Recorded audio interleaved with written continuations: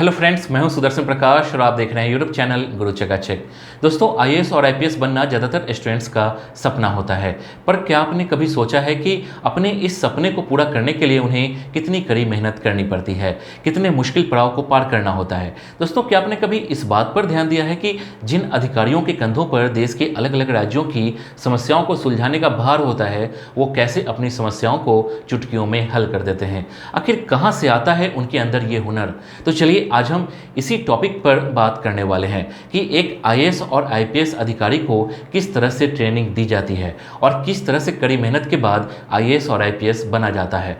दोस्तों, इस टॉपिक पर हम विस्तार से बात करेंगे। उससे पहले हम इनकी ट्रेनिंग से जुड़े कुछ पॉइंट्स को देखते हैं।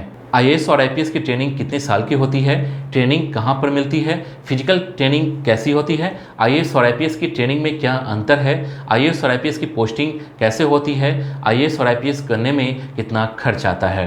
दोस्तों, आज की इस वीडियो में हम आईएएस और आईपीएस की ट्रेनिंग से जुड़ी तमाम बातें जानेंगे। तो चलिए वीडियो की शुरुआत हम अपने पहले टॉपिक से करते हैं और जानते हैं आईएएस और आईपीएस की ट्रेनिंग कितने साल की होती है। दोस्तों, अगर आप भी आईएएस या आईपीएस बनने का सपना देख रहे हैं तो ये बातें आपके लिए जानना बहुत ज़रूरी है कि यूपीएससी सीएससी का एग्जाम पास करने के बाद आईएएस और आईपीएस की ट्रेनिंग लेनी पड़ती है, जिसमें अगर हम बात करें आईएएस की तो आईएएस के कैंडिडेट को 2 साल तक ट्रेनिंग दी जाती है, जिसमें 2 चरणों में बांटा गया है। पहले साल में कैंडिडेट्स को एकेडमिक ट्रेनिंग दी जाती है, जिसमें उन्हें डिस्ट्रिक्ट एडमिनिस्ट्रेशन, पार्लियामेंट्री सिस्टम और इंजीनियरिंग के बारे में बताया जाता है। तो वहीं दूसरे साल में ट्रेनी को फील्ड से जुड़ी बातों के बारे में बताया जाता है। दोस्तों, ये तो थी आईएएस की ट्रेनिंग की बात। अब हम बात करते हैं आईपीएस कैंडिडेट्स की ट्रेनिंग की। तो एक आईपीएस की ट्रेनिंग सिर्फ 11 महीने की ही होती है, जिसमें से 6 महीने तक इन्हें डिस्ट्रिक्ट प्रैक्टिकल ट्रेनिंग भी दी जाती है। आईपीएस की ट्रेनिंग को 2 चरणों में बांटा जाता है, जिसमें पहले चरण में कैंडिडेट्स को बेसिक कोर्स करवाया जाता है, जो कि एकेडमिक के अंदर ही होता है, जिसमें कैंडिडेट्स के स्किल और बिहेवियर कैसे रखना है उसके बारे में बताया जाता है। इसी के साथ ट्रेनिंग के दूसरे चरण में कैंडिडेट्स को पुलिस एकेडमी से बेसिक ट्रेनिंग दी जाती है, जिसमें इन्हें बहुत सी चुनौतियों का सामना करना पड़ता है। इसी दौरान इन्हें व्यक्तिगत, सामाजिक, नैतिक और कानूनी दांव-पेच भी सिखाए जाते हैं। इसके बाद जानते हैं ट्रेनिंग कहाँ पर मिलती है।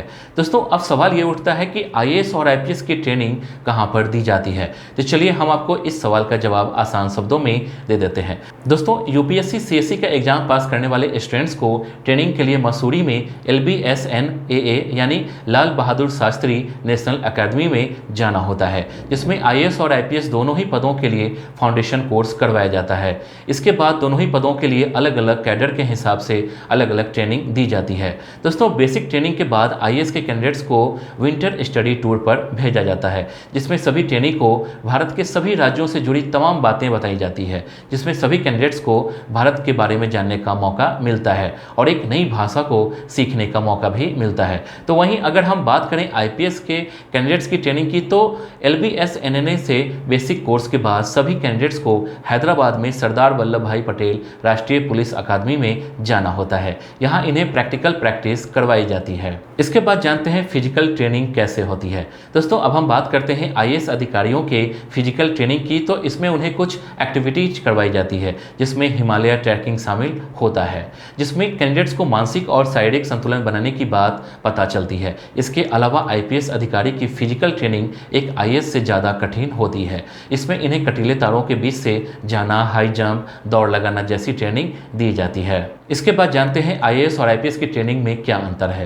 दोस्तों, अब सवाल यह है कि क्या दोनों पदों पर काम करने वाले ऑफिसर्स को जो ट्रेनिंग दी जाती है वो एक जैसी ही होती है या फिर दोनों की ट्रेनिंग अलग अलग ढंग से होती है? इसका जवाब है हाँ, दोनों ऑफिसर्स की ट्रेनिंग अलग अलग ढंग से होती है।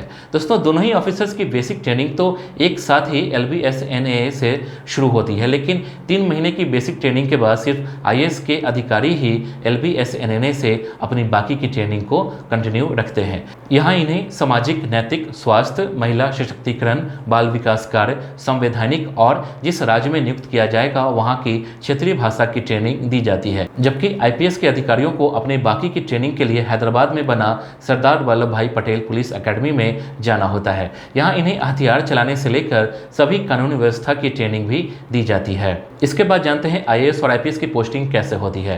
दोस्तों अब हम बात करते हैं इन दोनों ही पदों के ऑफिसर्स की पोस्टिंग की, तो ये तो आप सभी को मालूम होगा कि आईएएस और आईपीएस बनने के लिए यूपीएससी का एग्जाम पास करके ट्रेनिंग लेनी होती है। लेकिन उसके बाद जिस भी कैंडिडेट्स की रैंक सबसे ज़्यादा होती है उसे आईएएस की पोस्ट दी जाती है और उससे कम रैंक वाले को आईपीएस की पोस्ट दी जाती है। इसी के साथ ही उन्हें हर राज्य के हिसाब से ट्रेनिंग दी जाती है, जिस भी राज्य में उन्हें पोस्टिंग दी जाती है ताकि उन्हें वो कैंडिडेट्स वहाँ की समस्याओं को समझ सके और उसका हल निकल सके। इसके बाद जानते हैं आईएएस और आईपीएस बनने में खर्च कितना होता है।